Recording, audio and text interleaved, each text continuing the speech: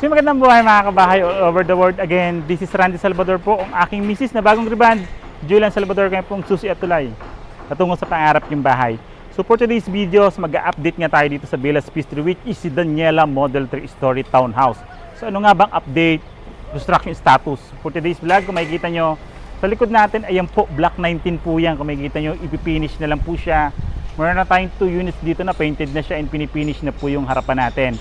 So block 19 po yan mga kabahay. So harap at likod niyan tapos na po. Pinipinish na lang natin. Next po niyan sa likod natin block 19 is a block 18 naman. So ayan, ini-start na rin po yung construction for the block 18.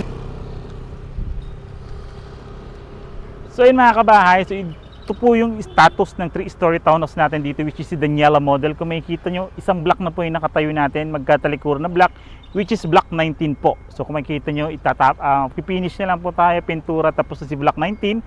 Sa likod naman po ni block 19 is block 18, di ba? So ini-start na rin po yung construction. Then sa likod naman po ng ating katapat ng block 18, which is yung ating model house for the shop house. Doon sa una-unahan po, ayan.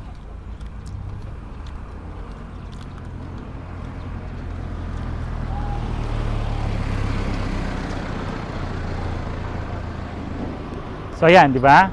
Kung makikita nyo, ayun na po yan yung update natin dito for the 3-story townhouse.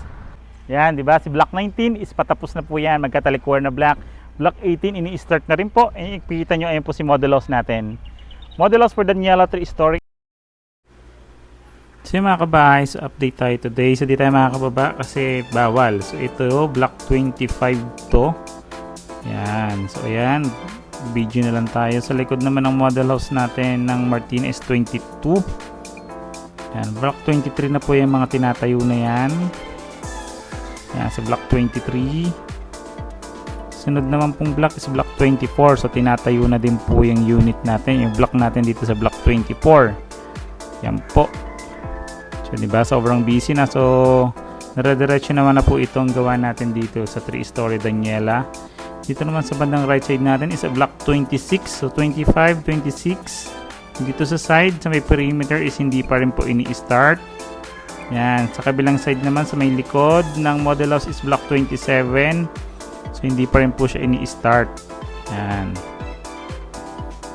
So yan, hindi pa rin siya ini-start dito sa side nito. So yun yung model house natin ng Daniela 3-story. Block 27 po yan sa along the highway natin.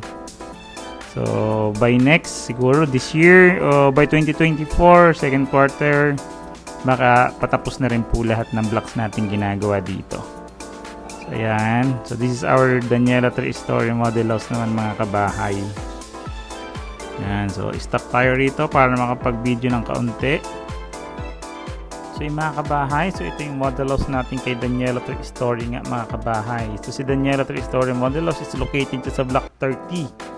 Sa harapan naman ng model house natin is block 31. Ayan po. So hindi pa rin siya tinatay pero nakapag-land compacting na tayo rito. So soon or anytime pwede rin ito i-start once matapos na yung unit natin dito sa taas sa mga inuunang 3-story natin. Diba?